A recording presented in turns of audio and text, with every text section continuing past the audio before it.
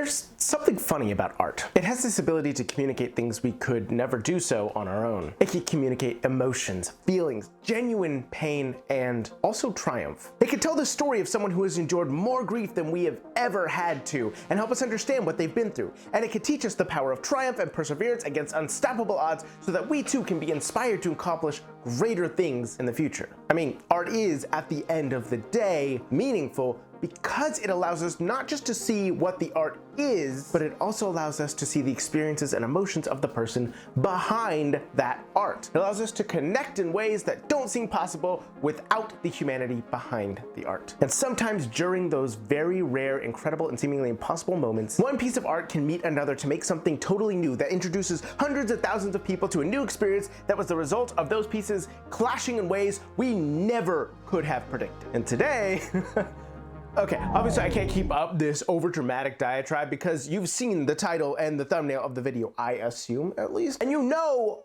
what it is that I'm going to talk about today. Let's talk about the hero of 1,000 stories, the goblin with the bravery to save his friends just because it was who he was. Let's talk about Fartbuckle. Nobody gives a fuck.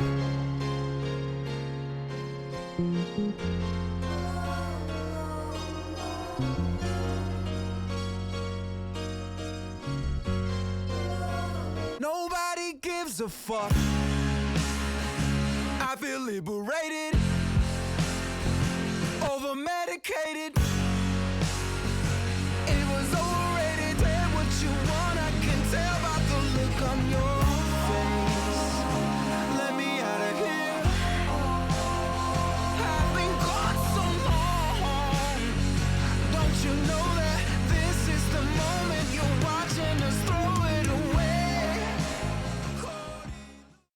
Hi everyone, I'm Jay, and I talk about the silly storytelling medium of TTRPGs and how it is one of the most underrated forms of literature and media that has ever existed. And today we talk about how that medium can take the silliest of all things, like a little goblin named Fartbuckle, and genuinely somehow make it turn into something beautiful?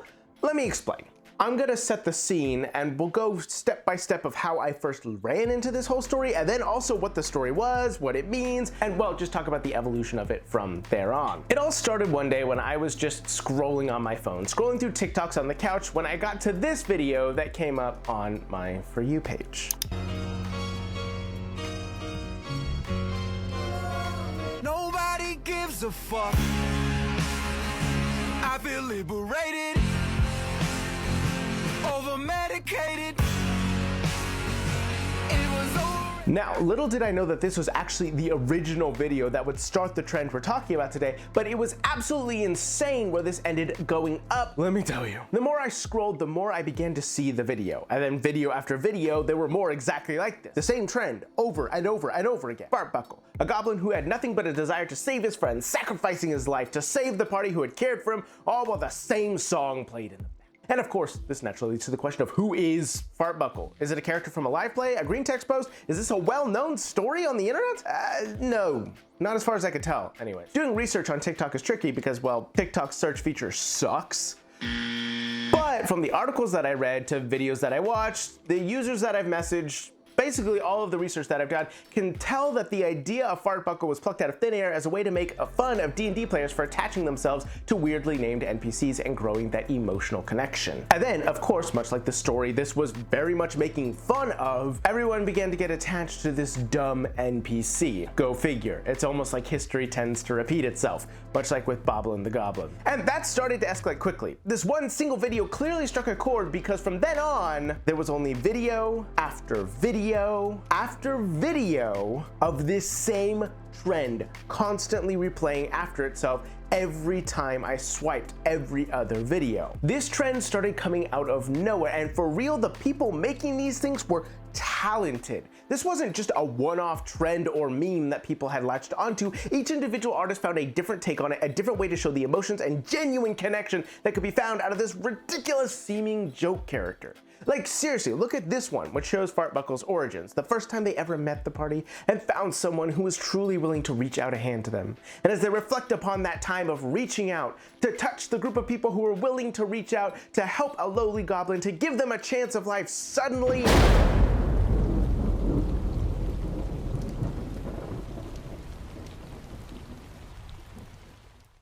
they reached out one last time, scars all along their hands. And this was something all sorts of people were getting into, not just TikTokers, but anybody in the space, even outside of the D&D space. I saw plenty of videos from people I was familiar with outside of the TTRPG space getting in on the trend. No, what is he doing? Fartbuckle!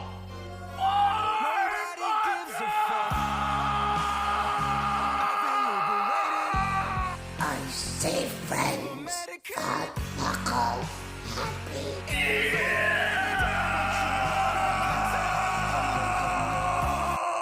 Love is for fools, 'cause nobody gives a fuck.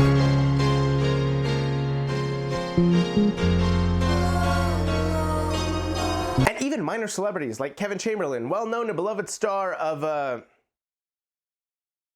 Christmas with the Cranks. Okay, hear me out. What if I played the mightiest goblin that ever lived?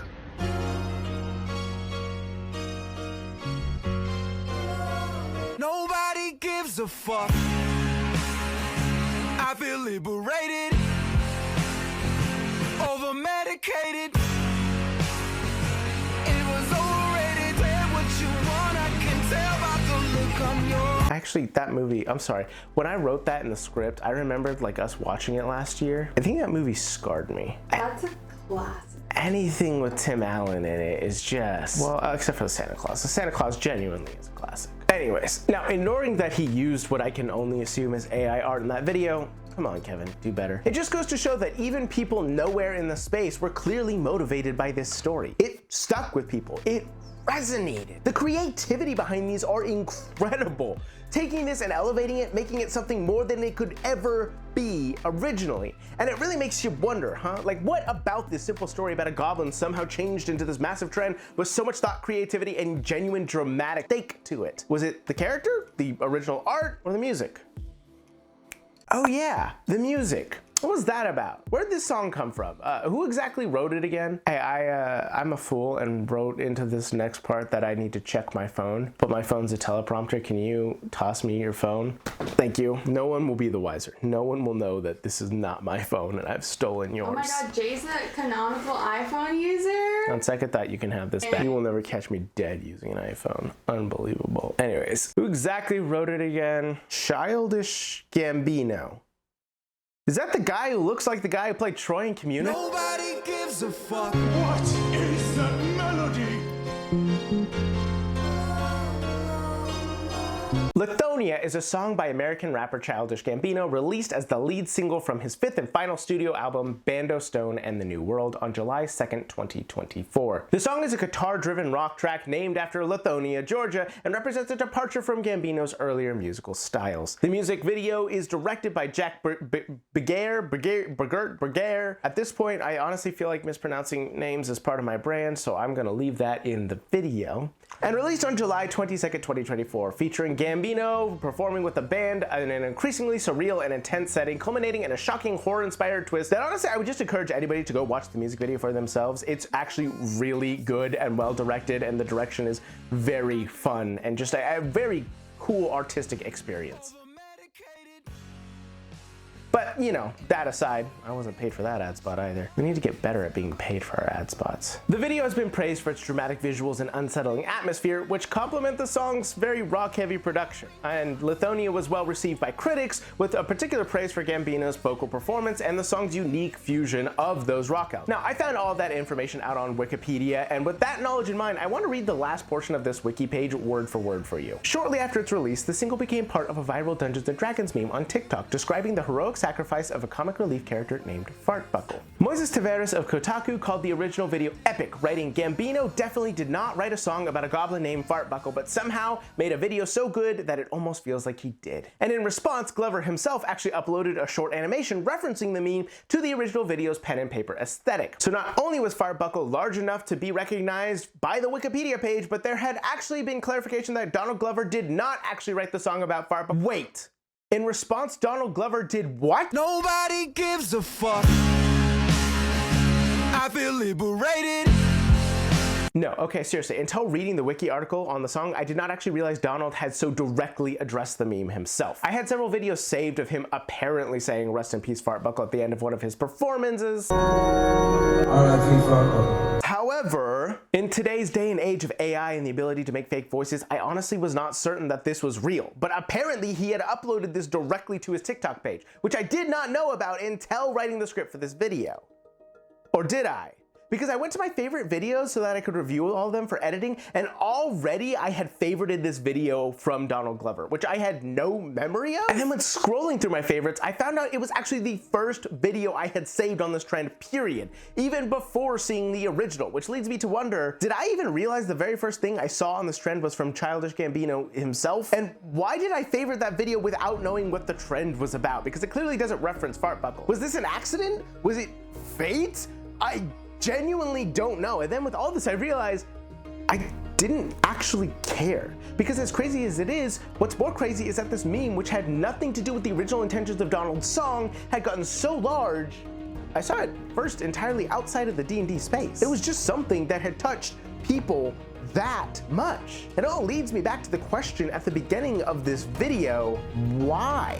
Why does this silly little joke character with a dumb name resonate with something so powerful?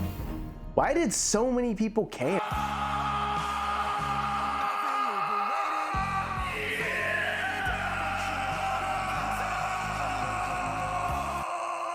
Now, before I get into this last part, I just want to say working on this video has been a blast, but it's also been very difficult. See, because of the constant use of this song throughout the video, I knew it was not going to be able to be monetized. And while YouTube is without a doubt not my full-time job, I would very much like for it to be, someday at least. And I considered replacing the music, but I really felt like that would remove the heart and story of this video, and as such, I chose to leave it and understand that I just won't be making any money off of this one. So as a humble request, if you guys wouldn't mind not only supporting the video and the channel, but also my dream of someday being a full-time content creator as a whole, hit the like button, subscribe, sign up for a YouTube membership, or even just watch one of my other videos after this one. Seriously, it helps a lot more than you realize and lets the algorithm know that people care about this. But anyways, that wasn't just a plug for my channel, it's also part of the next discussion of this section. Because like I said, I kept it in the video because I felt like the music was crucial. So let's answer that question asked earlier. Why does this silly story with a random song resonate so hard that it expanded outside the space it was made for? Obviously, there was the initial thing that most people will point to. The music is powerful. The moment chosen, the way it hits, even the words themselves, while not necessarily absolutely about Fartbuckle, the moment still resonates in a way that's really hard to explain. As Fartbuckle reaches out his hand, we hear "Nobody gives a fuck, I feel liberated." The crescendoing noise, the rising music, the way it cuts to silence just at that perfect moment, it punctuates what is really a powerful moment. Because you break it down when you draw out the silly of the name and just focus on what's happening in front of you, you still get a found family. Someone who has never had anybody to care for them, and then a sacrifice, a desire for somebody to save their friends because their friends saved them. And at the heart of it, that's a good story. Truthfully, I think the silly name of Fartbuckle actually somehow manages to exemplify that very concept, because it is literally just what D&D is about. And that's not news to anybody. Once upon a time, a long time ago, there was a meme that went around, well, kind of closer to when 5th edition first came out, about Slappy the Clown. It was this silly little webcomic written by somebody to exemplify the fact that joke characters oftentimes have the most resonant emotional connection. This clown is ridiculous and silly, and it points out that in session 1, nobody cares about them. And then it immediately cuts to the last session that Slappy's in which he sacrifices himself and has a genuine love interest with one of the other player characters. Is it silly and ridiculous? Yes, but also I think most of us who have ever played this game get it. We understand that connection. Anybody who's played TTRPGs understands how a joke can reach to that levels. It really does do something to us. We connect over the laughs, yes, and then we resonate through the emotions, because the truth is, laughter is still an emotion. It is a happy, fun, wonderful emotion, and we cannot ignore the fact that there is no such thing as simple, basic emotion. I think about Inside Out from Pixar, in which it reduces things down to these simple emotions: joy, sadness, anger, fear, disgust. But we're more than that. And even though the second movie does also explore that concept, the truth is there's no one single emotion. Every single one of them is connected to another one that also creates those connections, which eventually wraps back around to care, joy, sadness, grief. And while we play these games, we do end up connecting in that way. Even the silliest moments in our lives only add contrast to the things that matter and what it'll feel like when we lose them. So am I saying that it makes perfect sense and that everybody should be crying over a silly little goblin? No, of course not. Because, well, yes, you are fine to cry over this. In fact, I even posted a video of myself doing so. Nobody gives a fuck. I feel liberated. Though those were not genuine tears, I do have the wonderful ability to cry on command, which then leads to me crying over things that really don't matter at all. I cried during Inside Out 2, actually, so. I fell asleep during it. Yeah, and you're wrong for that. Also, we didn't get paid for a sponsorship for Inside Out 2. Anyways, point being, no, it's not crazy to cry over it. It doesn't mean you should cry over it. All it means is that it makes sense to have that connection, that feeling, that desire, that want to feel like you understand what other people are going through, because at the end of it, underneath this, that's what this is. It was a story about people laughing at a silly joke character and then finding genuine emotion for it and caring about that.